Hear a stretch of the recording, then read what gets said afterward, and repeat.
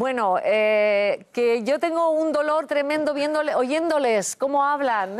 Jordi Gordon, bienvenido. Buenos Patricia días, López. ¿qué tal? Buenas. ¿Qué tal? Saludo a Luis Valcarce. Hola, Nieves. Federico Hola, Nieves, Quevedo. ¿qué tal? Iván Redondo. ¿Qué tal estáis todos? ¿Bien? Muy bien. Y Hugo Martínez Abarca, que nos acompaña de manera especial. Hola, buenos días. Pertenece al Grupo Morado, Podemos. ¿Qué tal está usted, Pues don muy bien, Hugo? muy bien. Bueno, tenemos muchas cosas de las que hablar. Antes les lanzo la pregunta de hoy, que tiene que ver con el Partido Socialista. Pueden responder ya. ¿Quiere dividir Pedro Sánchez al Partido Socialista? Si opinan que sí, pues pueden llamar al 905-855-001. Si su opinión es que no, pues llamen al 905-855-002. Luis Valcarce, autor de la pregunta. Voten que sí. Cuéntanos, ¿tú qué crees? ¿Tú qué crees? Es que Luis, Luis es un poco capcioso, es un poco capcioso. Le gustaría dividir al PSOE y por eso A lo ver, hace.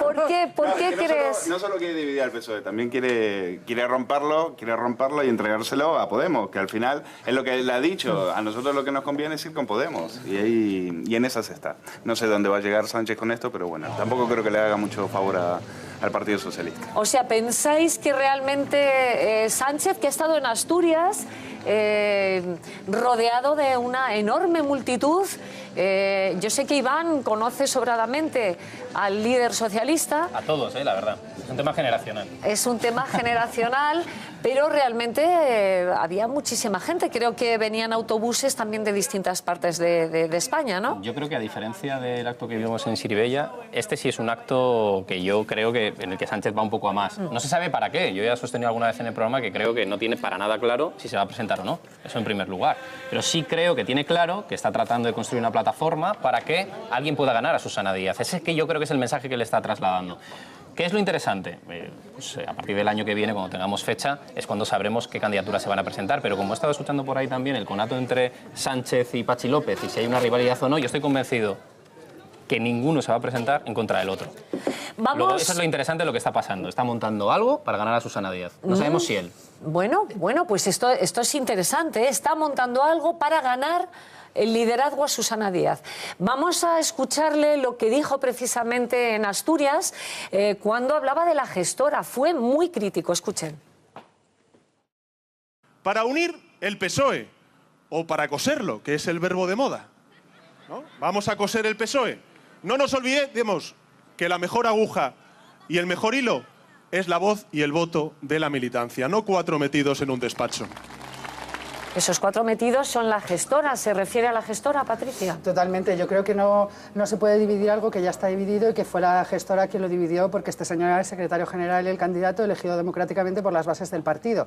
Pero tirando más allá con lo que dice Iván, yo lo que creo es que tanto Patxi López, y bueno, por las fuentes que tengo que así me lo dicen, tanto Patxi López como Pedro Sánchez, si lo consiguen, apoyarán a alguien que sea diputado dentro del Congreso. O sea, que hay un tercer candidato tapado, que es quien realmente puede hacer oposición, porque un secretario general candidato al gobierno fuera del Congreso no hace nada, y que se van a unir esas fuerzas, pero para que salga un tercero que no sale para que no le quemen. ¿Pero Patxi López sí es diputado?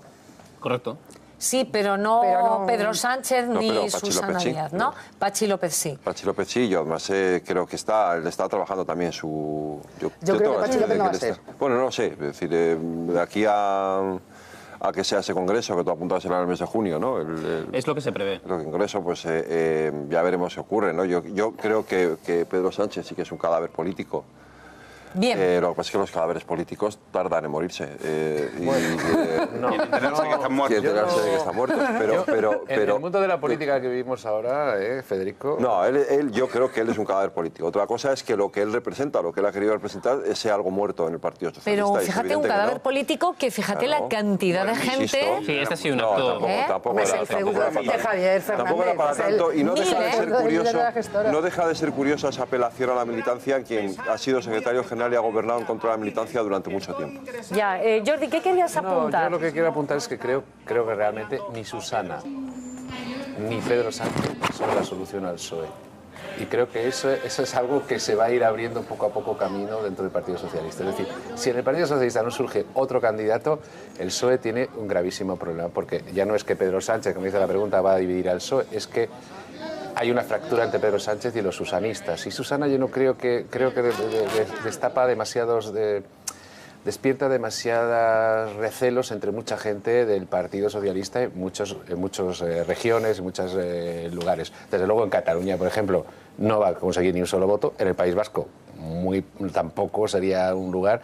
Y yo creo que realmente ninguno de los dos van a ser el próximo líder del PSOE. Sin embargo, Podemos sí que ve con buenos ojos a Pedro Sánchez, ¿no? Siempre ha visto una persona cercana a Podemos. Bueno, no mucho. Realmente lo que Pedro Sánchez ahora dice que hay que hacer es lo que él no quiso hacer o no se atrevió a hacer cuando tuvo la oportunidad, ¿no? Él dice que hay que llegar a un acuerdo con Podemos y que hizo mal a lo mejor en entregarse primero a Ciudadanos. Bueno, pero es lo que hizo. Entonces, o sea, que luego la jugada interna vaya por ahí, pues está bien, es legítimo. Yo obviamente no me voy a meter en cuáles son los debates del PSOE, pero entiendo que está defendiendo una cosa contraria a la que hizo y hechos son amores y no buenas razones, ¿no? Ya, vamos a escuchar nuevamente a Pedro Sánchez en otro momento en el mitin, parecía un mitin, que dio ayer. Esa es nuestra historia, la del socialismo, simple y llanamente. Y el socialismo en su historia siempre dijo no a la derecha y dijo sí a la democracia. Por eso pedimos unas primarias ya y un congreso ya en el Partido Socialista Obrero Español. La única persona que se beneficia del retraso en el Congreso del Partido Socialista se llama Mariano Rajoy. ¿El sueño de Mariano Rajoy cuál es? Tener un partido socialista como el de ahora. Un partido socialista sin liderazgo. Bueno, insiste en Mariano Rajoy, es que es algo visceral, ¿no? A ver, Pedro Sánchez lo que debería hacer, en parte como dice Federico, es irse a su casa y quedarse ahí un tiempito y reflexionar sobre cómo ha llevado al Partido Socialista al abismo, que es donde está el Partido Socialista ahora. Y el gran responsable, el gran culpable, no es Mariano Rajoy, es el no es no de Pedro Sánchez. El Partido Socialista empezará a recomponerse, después del destrozo en el que le ha dejado Pedro Sánchez. No los 4 despachos, como él dice. No es no que le obligó el Comité Federal a asumir y llevar hasta el final. O sea, que no es un no es no que salió de Pedro Sánchez ahí que se levantó una buena mañana y se le ocurrió, sino que se obligó a hacerlo en un Comité Federal con la máxima autoridad. En un primer momento. Pretender que la crisis del Partido Socialista solo es de Pedro Sánchez, yo creo que eso es una reducción que no puede ser, porque el problema del PSOE no es Pedro Sánchez, es mucho más que Pedro Sánchez. Y la prueba la tenemos ahora, que no hay un liderazgo que sea capaz de... Es decir, la manera de quitarle el liderazgo a Pedro Sánchez ha sido, además, expresaba la crisis y la división que tiene el Partido Socialista y la falta de proyecto, porque el problema del Partido Socialista es que al final se ha quedado en tierra de nadie, porque ¿cuál es su proyecto alternativo a Mariano Rajoy? ¿Cuál era? No lo tenía. ¿Cuál era? Bueno, Claro, no fue capaz de volvamos al No, tema de la fijación contra Yo por Mariano enganchar, Rajoy, ¿no? Bueno, realmente es con matices, ¿no? Porque sabéis que lo ha dicho y no pidió perdón, pero se disculpó a su manera de aquel debate cara a cara. Pero bueno, es un antagonismo que él ha jugado siempre y va a seguir jugando con Mariano Rajoy como su alter ego, ¿no? Pero enganchando un poco más a nivel de lo que el presidente y por qué es importante para el Partido Popular, pero sobre todo para el Gobierno, ¿cuándo es la fecha de esa batalla y de ese congreso? ¿Y quién gana? ¿Y quién gana? Porque, oye, puede haber entendimiento en los presupuestos, lo ha habido en el techo de gasto. Pero os recuerdo que a partir del 3 de mayo el presidente puede darle al botón nuclear, lo digo con cariño, y convocar elecciones. Sí. Y depende mucho, y no lo digo de casualidad, es algo que evidentemente se tiene también preparado, porque imaginaros que gana una alternativa, aunque no sea Pedro Sánchez, pero que no es Susana Díaz, y que quieren cambiar completamente lo que es la dirección política, y apuestan por otra distinta. Por ejemplo, el pacto con Podemos. Puede haber moción de censura, puede haber un montón de variables que distorsionen la legislatura. Y eso es importante recordarlo, porque es importante quién gana en el Congreso del Partido Socialista y dos, ¿cuándo es? ¿Cuándo es? Porque si es en junio, pues prácticamente, si hay presupuesto, tienes una legislatura ya de 2 años, porque puedes prorrogar, puedes jugar mucho. Pero eso es la importancia. Por eso, para que la audiencia tenga claro de por qué insistimos tanto en la fecha. Yo me encantaría saber, Hugo, cuál es el mejor candidato para Podemos, del Partido Socialista. En el PSOE yo Creo, en primer lugar, bueno, aparte de que esos son debates del PSOE, si alguien del PSOE se metiera en quién debe liderar Podemos, pues obviamente nos sentiríamos ofendidos de alguna forma, pero en todo caso sí creo que se equivoca el PSOE si piensa que su problema es de liderazgo. O sea, si echamos memoria, el problema era Almunia, luego el problema era Zapatero, luego el problema era Rubalcaba, luego el problema era Pedro Sánchez y después será Susana Díaz o la que venga. La socialdemocracia en general, la tradición socialdemócrata, más que las políticas socialdemócratas, tienen un problemón en toda Europa. Y en España lo tiene el PSOE, lo tiene sobre todo desde mayo de 2010, cuando decidieron hacer las políticas que le dictaba la Troika. Y ese es el problema del PSOE, no quién venga, sino qué políticas va a hacer. Y es el problema que tuvo Hollande. Hollande era la gran esperanza de la socialdemocracia europea, y ya tampoco.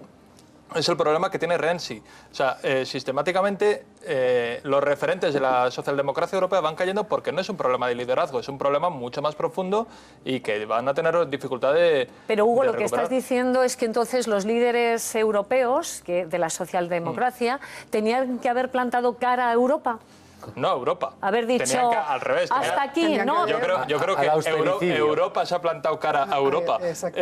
Tenían que haber construido unas políticas que no nos hubieran llevado a la crisis, a la quiebra política y económica Pero de es todos que los eso países. es posible en este momento, es que Hombre, lo que no es pertenecemos... posible son las políticas que ha habido. O sea, las políticas que ha habido Bueno, nos han llevado a un son posibles desastre. porque han sido. Desde luego, las que ha habido no son posibles. O sea, es que... Bueno, Es que no le falta razón Nieves, a perdón Hugo. un segundo, el problema es que esas políticas que ha impuesto la cúpula europea han acabado.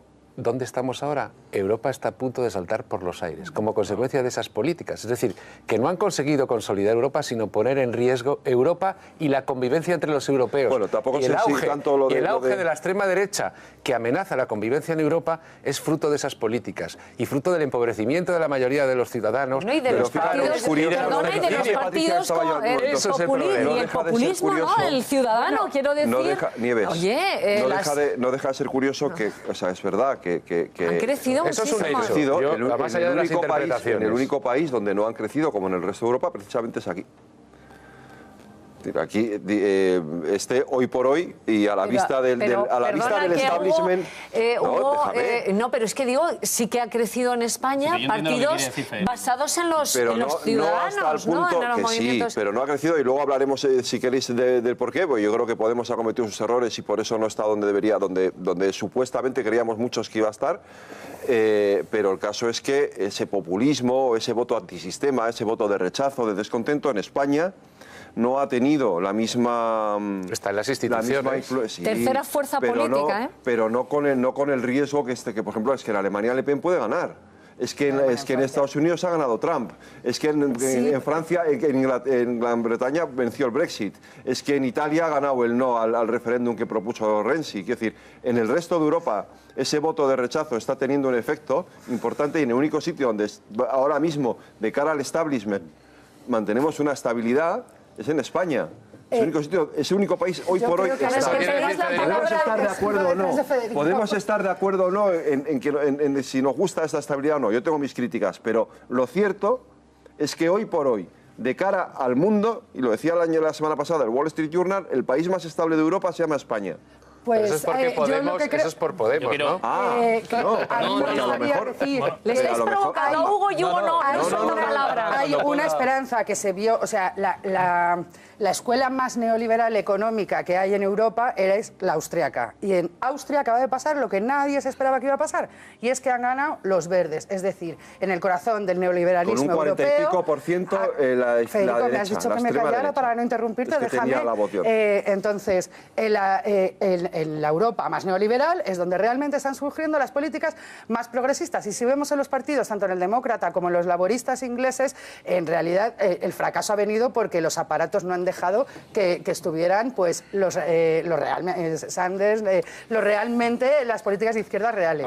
A ver, Luis, que llevas un rato queriendo hablar. Una acotación a lo que dice Patricia, se llama Escuela Austríaca porque sus miembros nacieron en Austria, pero no porque la escuela haya ya lo sé. florecido en Austria y todos los austriacos austríacos hayan arrojado al anarcocapitalismo. Pero seguro que no se han aplicado esas políticas dos nunca, economistas, que son Hayek y Mises, que han tenido que salir, tuvieron que salir corriendo con el nazismo y se instalaron en Estados Unidos y en Inglaterra. Hace muchos años que se aplican esas a mí me parece que no hay que Europa. confundir los suicidios políticos con una corriente que todavía no, Si que no se da, que no se ve, que no es lo que vienen a decir aquí, que nos están pintando de que la gente huye del austericidio, de las políticas.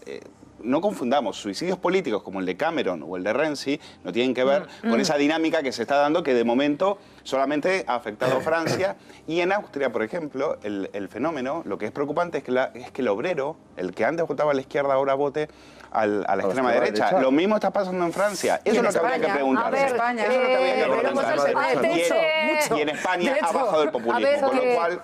En España ha bajado el populismo, dice Luis. Es que hay como un... Esto ya lo hablamos el otro día. Hay como un... Ahora se habla de populismo. Ayer estaba bien, ¿no?, ver un vídeo de Fraga en el 77 reivindicándose populista. En el fondo, populismo se ha convertido en una palabra que nadie sabe lo que significa y que adjudicamos a todo lo que no nos gusta, le llamamos populista, ¿no? Meter en el mismo cajón a Trump, a Le Pen, lo que ha pasado en Hofer de Austria o Podemos, pues es un disparate. Lo que sí que hay en general, ya pasó con la crisis, es un malestar social porque se ha machacado las condiciones de vida de los sectores más subalternos de la sociedad. Y eso, afortunadamente, en España no ha tenido manifestaciones como la que tienen en otros países de xenofobia, de un cierto integrismo político, y en España no. Yo creo que más que Podemos, la vacuna para eso fue el 15M. Y de eso hay, primero, una vacuna ante la xenofobia, que es una vacuna que no dura toda la vida, que esperemos que se mantenga, y una manifestación política que es Podemos.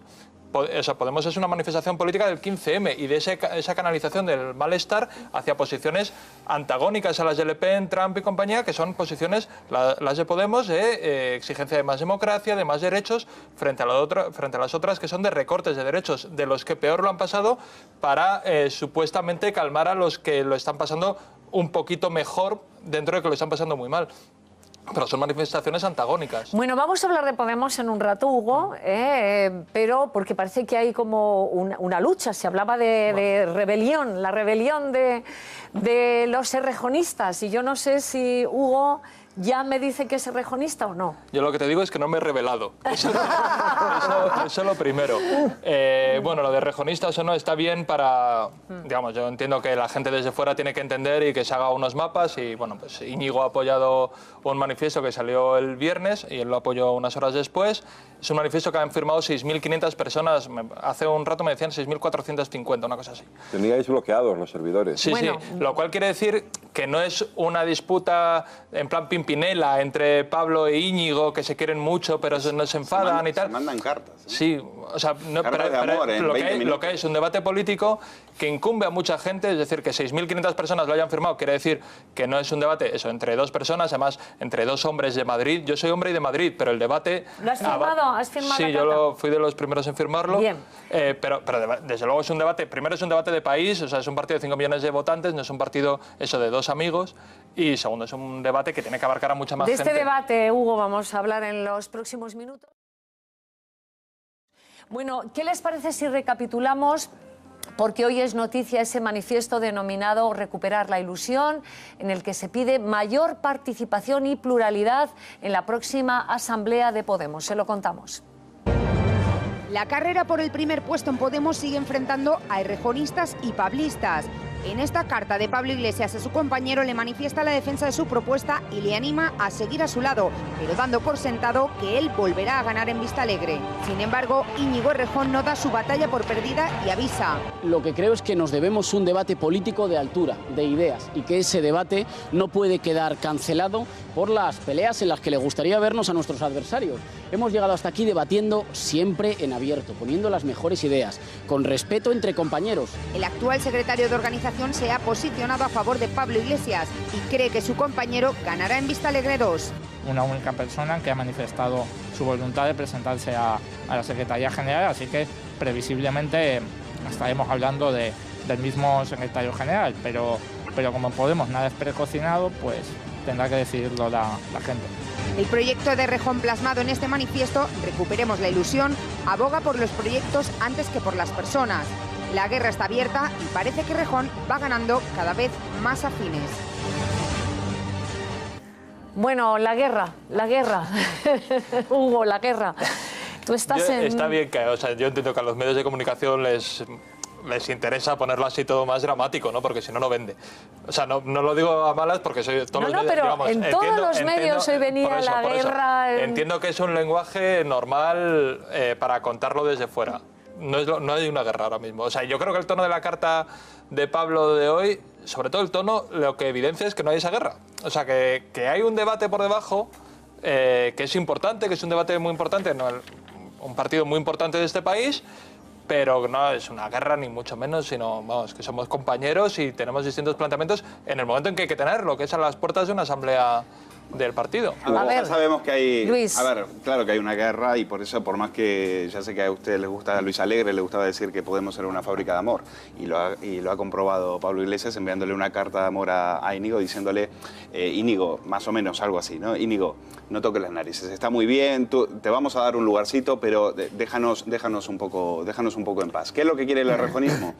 El errejonismo quiere una comisión de garantías independiente. Están mosqueadísimos con que, por ejemplo, Ramón Espinar mantenga sus 3 cargos después de haber ganado en Madrid. No les ha gustado que hayan cambiado el sistema Borda, el sistema de elección por uno mayoritario. Piden listas abiertas, piden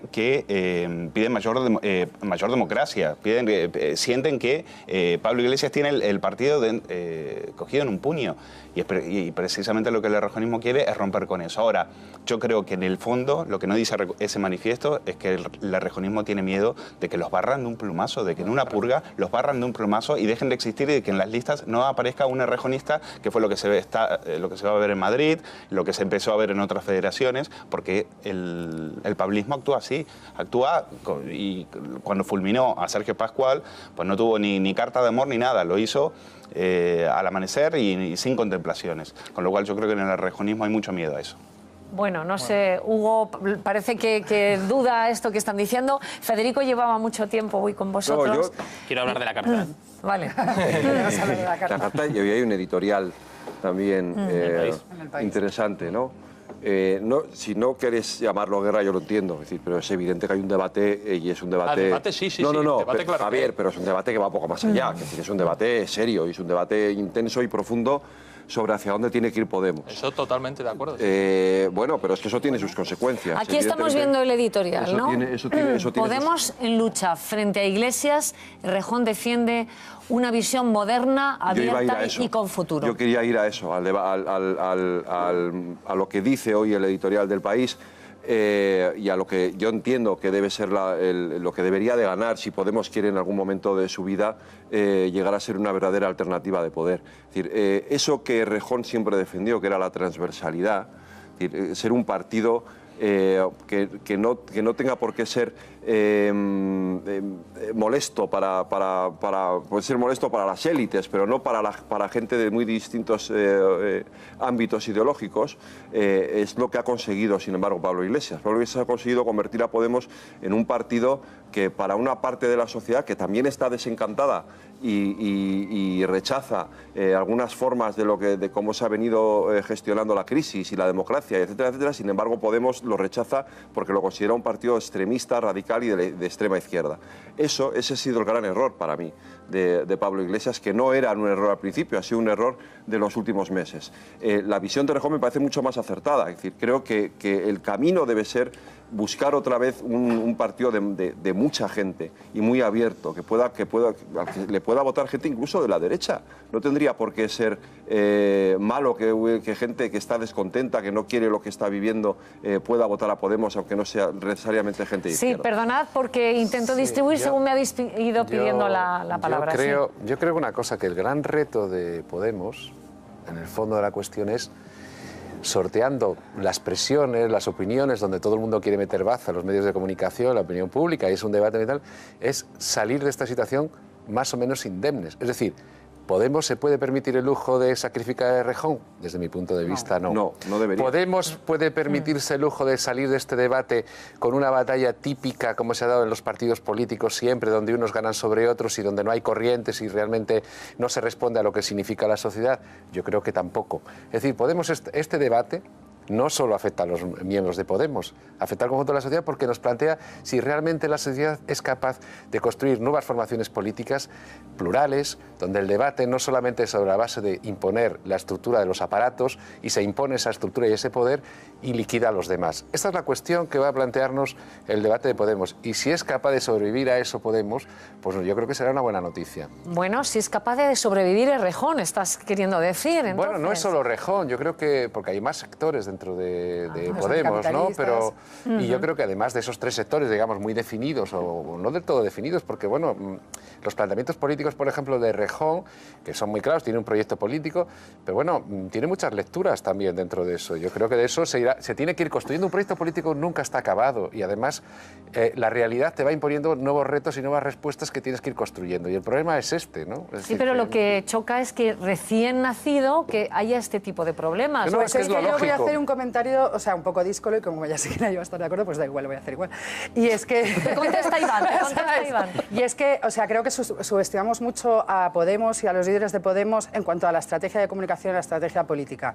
Con esta guerra de Pablo, supuesta guerra, que yo creo que no existe y que es inexistente, de Pablo y Errejón, lo que se ha conseguido es volver a centrar el debate en Podemos, en un nuevo Vistalegre, en renovar energías, en renovar ideas, en renovar proyectos, en renovar políticas.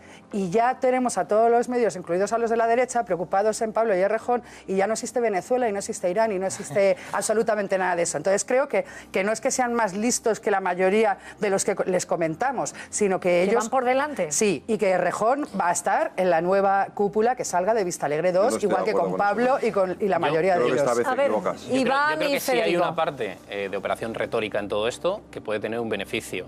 Bien, pero creo que hay más allá. Insisto, y si no lo creyera de verdad, no lo hago como un ejercicio de adjetivar nada.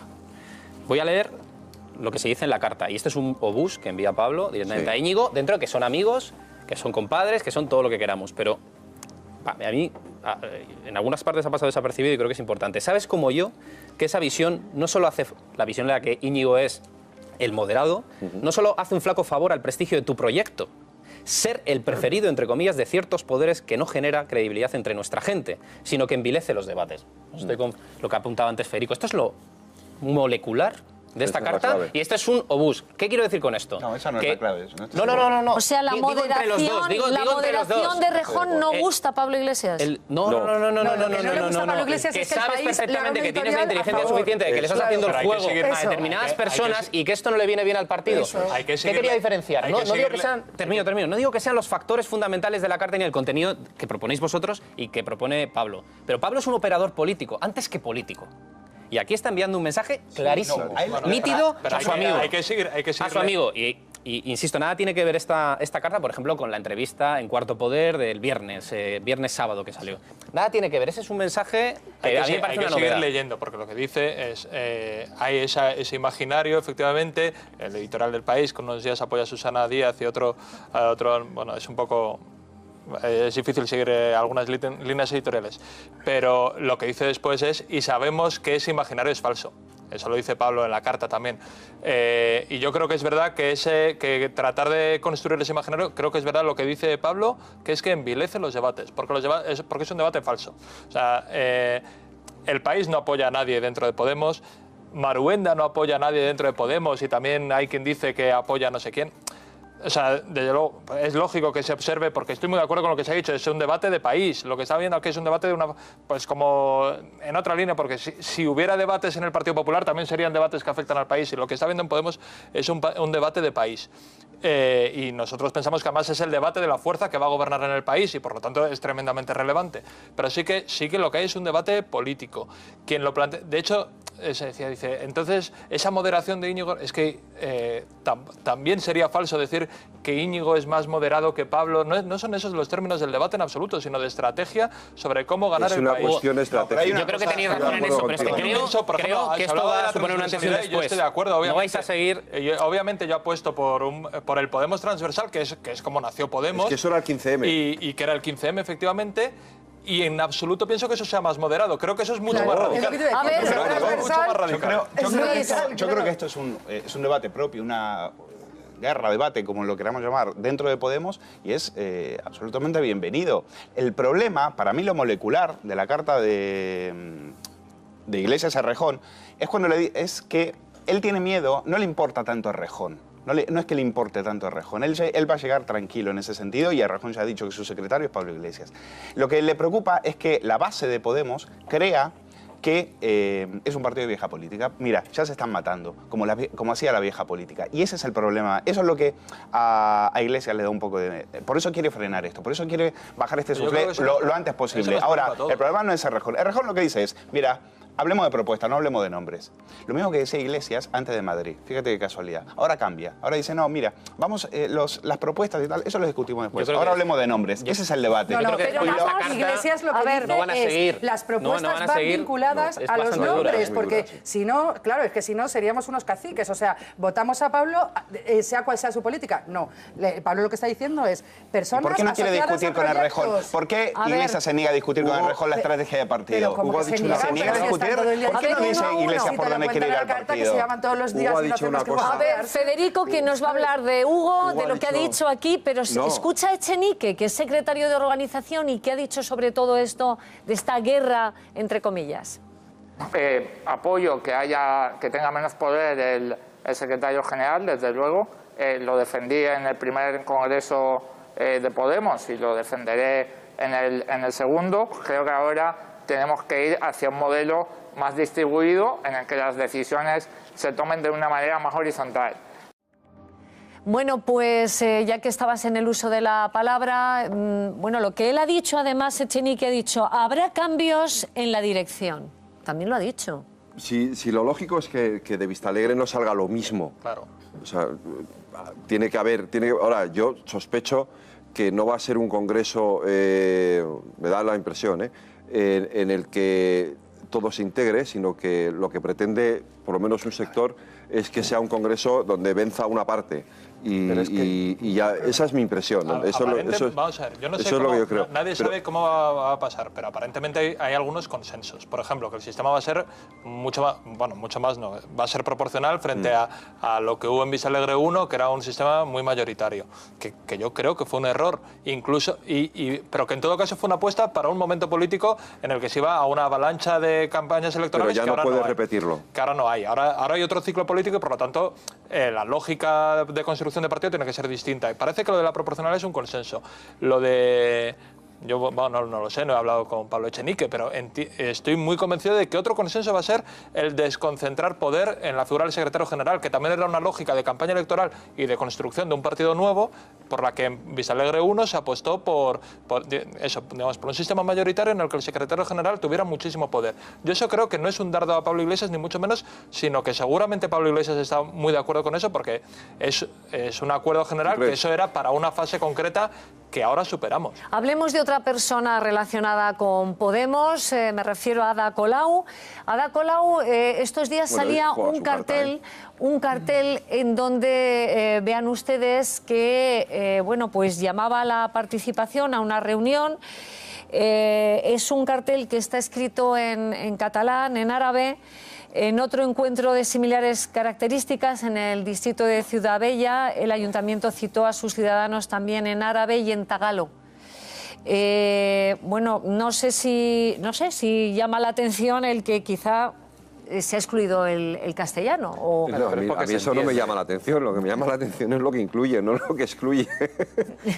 Ya, no os llama la atención. Que excluyan el castellano ya no me sorprende. Se ha planteado un debate, yo creo que es bien sencillo si ves el cartel. Es economizar, porque hay tantos mensajes en tantos idiomas y todo el mundo entiende orden del día y audiencia pública, todo el mundo lo entiende en castellano y en catalán, porque es que no hay diferencias. Con pues lo cual Jordi, ese debate... Alberto Fernández del PP ha acusado a la alcaldesa de anteponer el árabe y el tagalo al castellano. Porque es un cartel, yo creo que ahí, es buscar una polémica que yo creo que no existe en este caso, porque creo que es bastante claro. Cualquiera que sepa castellano y no sepa catalán entiende lo que dice ese cartel. Y si está dirigido a los ciudadanos que viven en el Ciudad Bella, que son pakistaníes, que son marroquíes, que son no sé qué, pues obviamente estaba lleno de letras. También es lenguaje oficial, Jordi, es lenguaje oficial, tan oficial. Sí, pero si es que prácticamente es las mismas palabras, si son las mismas, se entiende cualquiera. ¿Para qué ponerlo en español? No, pero yo creo que eso, yo creo que es hacer un debate politizado sobre ese asunto, que en este caso creo que además el diseñador, probablemente por economizar, lo que ha hecho... Ha sido por economizar. No le cabía. Ahora ya sabemos que Colau para ahorrar tinta... Todo el mundo entiende eso. Mira, cualquiera que viva en Barcelona entiende eso. Pero es que cualquiera de Albacete, de Extremadura, entendería ese cartel también, con lo cual hacer un debate sobre eso yo creo que es absurdo, es politizar ese tema. Podemos hacer otro tipo de discusiones sobre el castellano o no el castellano, pero en este caso yo creo que está sacado un poquito de madre. Pero ¿no te llama la atención lo del tagalo? Es que el tagalo se habla en Filipinas. Un ayuntamiento que retira los buques de Juan Carlos, un ayuntamiento que retira la bandera española para... Es otro debate. El tema es que el tagalo se habla... Es otro debate, no es el cartel. Lo hace para ahorrar. El tema es que el tagalo, el árabe, todas esas lenguas se hablan en Barcelona, como se hablan en Madrid, como se hablan en las ciudades que hemos recibido un montón de inmigración. ¿Y el español no? El español también, pero bueno, yo no hablo catalán, pero ese cartel lo entiendo perfectamente. Ahora, una persona que solo hable árabe, ese cartel no lo entiende si no se le pone en árabe. Entonces, creo que afortunadamente hay ayuntamientos que están considerando vecinos de sus ciudades a todos los vecinos. A todos los vecinos. Audiencia pública lo entiende cualquiera. Quien no lo entienda tiene problemas de comprensión lectora. Que no lo entienda, si no lo entiendes, que no sabe leer. Tiene ciertos problemas de comprensión o un sectarismo hacia el catalán.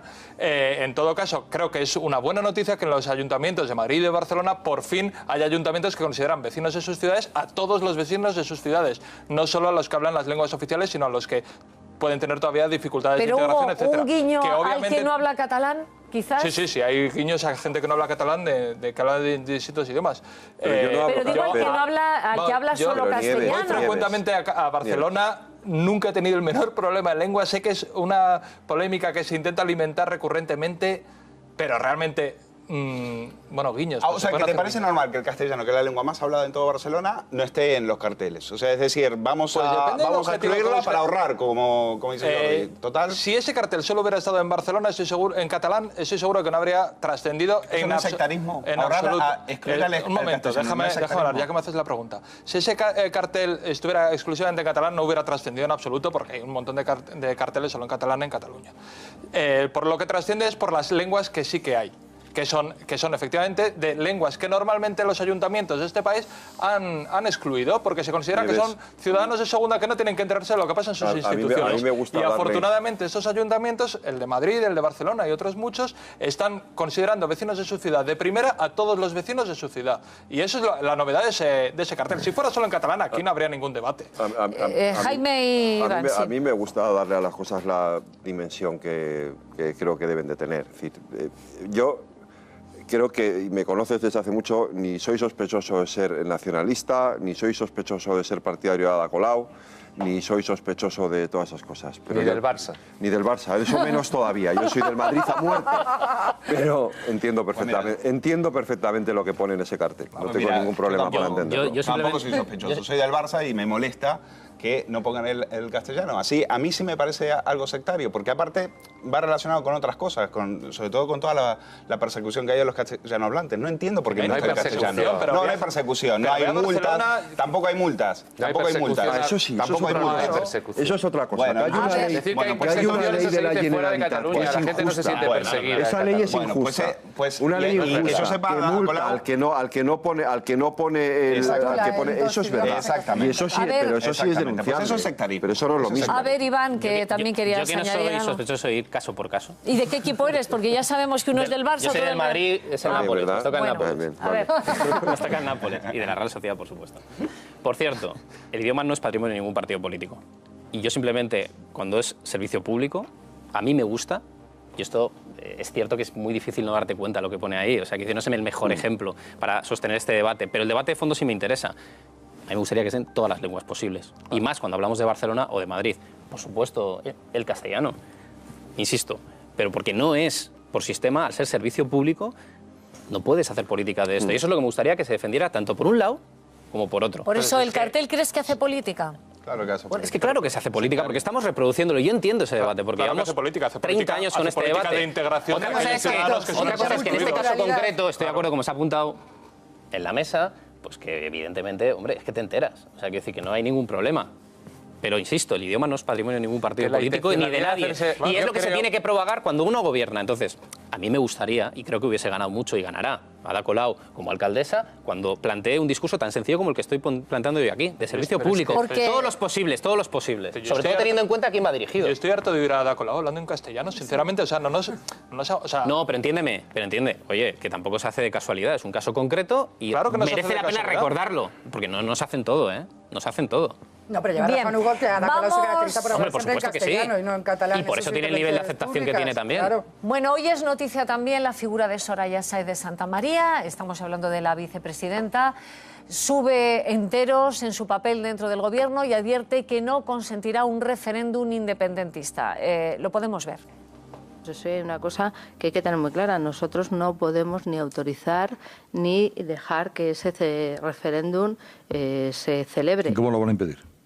Pues mire, yo creo que hay instrumentos para hacerlo, de todo tipo, pero sobre todo con carácter previo. Yo lo que le invito a la Generalitat, a los independentistas de la Generalitat, porque la Generalitat es algo bastante más grande, a que reflexionen si consideran oportuno volver a repetir algo que no les sirvió absolutamente para nada. Bueno, pues son palabras a nuestro compañero Carlos Herrera en COPE. Venga, pide Jordi la palabra. No, Adelante. yo lo que creo es que hay una cosa que ha cambiado y es que el Partido Popular se está planteando que tiene que hacer algo con respecto a Cataluña. Si miramos las encuestas de hace 4 años, el número de personas que estaban por la independencia y las que hay ahora, y la inacción del Partido Popular durante esos 4 años, ignorando ese problema, diciendo dejando que se pudriera, pues estamos quizás en una situación completamente diferente. Es decir, ahora, como no hay mayoría, como no puede haber arrogancia y no puede haber la soberbia que ha habido durante 4 años, habrá que sentarse a resolver el problema con Cataluña, porque es que lo que no puede ser es que vamos a mandar a la Guardia Civil o al Ejército a Cataluña. No, habrá que sentarse y ponerse de acuerdo y buscar un marco de convivencia y además respetándolos unos a otros, pero todo el mundo tendrá que tener derecho a decir lo que plantea. Y judicializar todo, intentar darle con el mazo de la Constitución a la gente en la cabeza, a las que plantean posiciones políticas diferentes, creo que no lleva a ningún sitio. Entonces yo creo que, bueno, el Partido Popular, a regañadientes y haciendo discursos uno y otro, abre un camino que es lo de la oficina. Vamos a ver la oficina hasta dónde llega, ¿no? Pero bueno, es un buen camino. Porque hoy Miquel Iceta ha hecho unas declaraciones, habló del líder del PP en del PSOE en Cataluña, y ha dicho, entre otras cosas, ha hablado muy bien de Soraya Sáez de Santamaría. Escúchenle. Yo creo que la vicepresidenta haya pretendido pues hacer un cambio en ese sentido, quizá un poco más político, con una persona muy conocedora del terreno, pues demuestra, en fin, en este caso, el acierto de la vicepresidenta. ¿Por qué me ha gustado? Hombre, porque primero los acuerdos me gustan. Segundo, porque los acuerdos que se mantienen en la legalidad, esos me encantan. Y además porque tienen la voluntad no solo de profundizar en el autogobierno, sino de dotar de un gobierno lo más progresista posible y además abierto a una mirada del conjunto de España. Bueno, pues Miquel Iceta, del Partido Socialista, está bien. considera que este gesto es positivo. Iceta, que por lo general suele estar más cercano a algunas tesis independentistas, está encantado de que la vicepresidenta tienda la mano y ofrezca diálogo. Vamos a ver, hay una estrategia de que el gobierno en realidad lo que busca es desmovilizar un poco a cierto sector del independentismo. ¿Para qué? Para que cuando tenga que ir va a haber elecciones dentro de un tiempo, y lo quiere, de alguna manera quiere pillarles un poco con el pie cambiado para que no digan, ahora ya no pueden decir que ya no dialogan, ahora no pueden acusar a Rajoy de inmovilismo. Y hubo una crítica, hubo una autocrítica en la entrevista en COPE donde Soraya dijo deberíamos haberlo hecho antes y no pudimos porque nos tuvimos que ocupar de la economía que estaba primero. Con lo cual ahora lo que quiere hacer no entra en detalles, dice hay instrumentos para evitar el referéndum, pero no entra en detalles. En realidad lo que quieren es forzar a dos cosas, a que Puigdemont tenga que ir a la conferencia de presidentes autonómicos y demás, porque eso le va a restar. Él lo que quiere es victimismo, él lo que quiere son sentencias contra el independentismo, que metan a Forcadell en la cárcel, todas esas cosas fortalecen el independentismo. Soraya está jugando otra carta totalmente distinta, que es desmovilizarlo. Yo es que creo que no es que durante 4 años el Partido Popular no haya hecho nada contra Cataluña, haya habido una inacción, sino que lo que ha hecho son, de la mano del exministro Fernández Díaz, acciones alegales. cuando no, ilegales. sí, claro. Se ha conspirado contra partidos nacionalistas, se les ha buscado cosas que ni siquiera eran válidas simplemente para abrir procesos judiciales contra ellos. Entonces, claro, que llegue ahora la vicepresidenta y se siente a dialogar con una persona occidental y civilizada y no haga lo que hace el ministro, que nos recuerda a el exministro, nos recordó a una república bananera, pues es normal que esté encantado todo el mundo, los independentistas incluidos, con esta nueva opción del gobierno, claro. Venga, adelante, yo, no, muy Federico. rápido. Yo no creo que el problema haya sido Jorge Fernández Díaz. Yo creo que el problema de estos 4 años ha sido la ausencia de diálogo absoluto. Es decir, la cerrazón. Jorge Fernández Díaz, claro. El haber utilizado, haber judicializado la cuestión, nada, única y exclusivamente, ¿vale? Haber ya solucionado todo a base de tribunales, nada más. ¿Cuál es el cambio? Pues que los gobiernos no tengan mayoría absoluta está muy bien. Y se demuestra con esto. Sí. Aquí hay diálogo y se está abriendo un proceso de diálogo y eso es muy sano y muy bueno en democracia. Por eso a mí me gustaría que Podemos entrara por el camino de la transversalidad, porque ese es el camino del diálogo, que no es un camino de moderación, es un camino muy progresista, pues lo estamos viendo. Bueno, la transversalidad... Hasta tal punto que en Cataluña quien gana las elecciones generales es en Común Podem, digamos, la referencia de Podemos allí. Yo creo que, bueno, si finalmente lo hacen, porque luego hay muchas idas y venidas, yo creo que no es la primera vez que oímos a gente del gobierno apelando al diálogo, pero luego es un diálogo con unas líneas rojas que impiden el diálogo, ¿no? Incluso por la otra parte también. Esperemos que no sea una maniobra, nada Claro, más. yo soy muy escéptico. Ojalá, creo que es la única salida que hay, porque efectivamente el recorrido que haya hecho este gobierno, lo único que ha hecho es entorpecer la posibilidad de diálogo y por lo tanto de una solución política a un problema que es político, no es un problema de que el Constitucional anule tal o cual decreto. Eso, digamos, es lo de menos. Lo importante es que cada diada sale más gente a la calle y que hay un problema político real. Bueno, ya ha bajado, Bueno, desde luego que hay un político, que hay un problema sí. político real es una evidencia. Sí, eso sí, el nivel también. de movilización que está habiendo en torno a la independencia no lo conocemos. Un nivel sostenido de tantísima gente movilizado es una cosa bastante, como mínimo, llamativa. No te olvides que ellos viven del victimismo. Y esto precisamente es el antídoto. Yo creo que Convergencia vive del victimismo, el Partido Popular vive del enquistamiento de este conflicto y la solución, o sea, desde luego el conflicto territorial que tiene este país solo se solucionará digamos, con una solución política, democrática y pacífica. Pero yo obviamente. creo que la jugada que ha hecho el presidente encomendándole la cartera de administraciones territoriales a Soraya Sáenz de Santa María, los primeros movimientos que está haciendo en Cataluña son muy acertados. Claro, lo de Millós. Porque el deshielo ya se nota. Y no olvidéis que en Cataluña llevan 5 años sin entrar, pero 5 años en lo estructural, dando vueltas a una misma rotonda. Sí, sí. Hemos dicho... Y ella, esta es la primera parte, Cataluña, pero hay una segunda, Euskadi. Sabéis que el PNV va a ser decisivo para la vía 176 de los presupuestos. Y ella tiene esos 2 mercados electorales en su cabeza, en la vicepresidencia.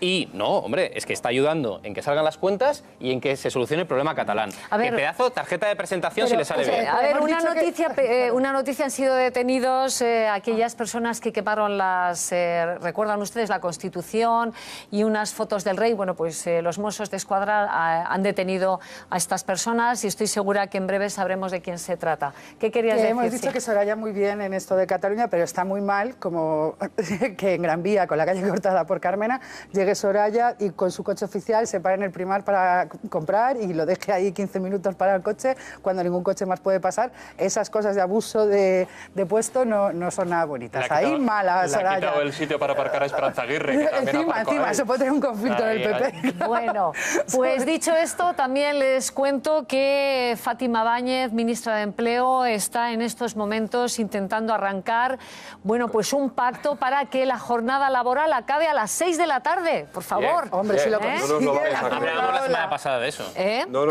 lo creo. A periodistas y diputados esto no nos va a pasar. No, esto no nos va a pasar, pero nos alegra pensar en los demás, en Suecia, que fue muy graciosa. Felipe González fue de viaje oficial a Suecia y convocaron una rueda de prensa, como es costumbre aquí, pues a las 7, a las 8 de la tarde. No fue ningún periodista sueco, pues porque todo el mundo dijo, si hay algo importante que contarnos, lo cuenta mañana. Y si fuera imprescindible, ya nos habríamos enterado y estaríamos haciéndolo. No podría ser a esa hora. O sea, que estáis de acuerdo con... Además, tiene consecuencias, aparte ya del chascarrillo de antes, tiene consecuencias muy positivas para las mujeres, fundamentalmente, que son las que, al no poder conciliar, son las que se llevan el peso del trabajo y son las que luego tienen que reducir jornadas laborales. Desde luego, esa línea es muy positiva. Hugo, a ver, un momento, quiero entender... Pero el hecho de lo que está pasando es que esas jornadas laborales la paga la mujer. Claro, por y creo que es supuesto. una medida que todos Pero estaríamos Hugo, quiero muy a entender favor. que a esa medida promovida por el Partido Popular, ¿Podemos va a votar que sí? Yo es la primera noticia que tengo, pero vamos, desde luego, una medida de mayor conciliación, de horarios laborales más razonables, etcétera, desde luego que estaremos a favor. Nosotros no nos oponemos a las cosas por oponernos, esa es la cuestión. sino que estamos haciendo propuestas. La propuesta del salario mínimo que luego PP y PSOE hicieron suya es de Podemos y la registró Podemos en el... ¿Qué te ha puesto que dicen que no? ¿Qué te ha puesto que votan que no? Si es tal cual lo que hemos escuchado de racionalizar la jornada laboral, ahora, si luego lleva el maletín que suele añadir el PP de reducción de salarios o lo que sea, obviamente no.